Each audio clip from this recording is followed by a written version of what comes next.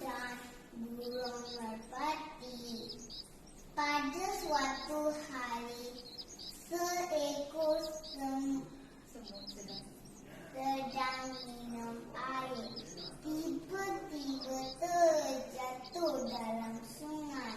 Seekor burung merpati memetik sehelai daun untuk menolong semut itu. Semut mengucapkan terima kasih kepada burung merpati. Moralnya ialah tolong menolong alam mulia. Sekian, terima kasih untuk menonton cerita.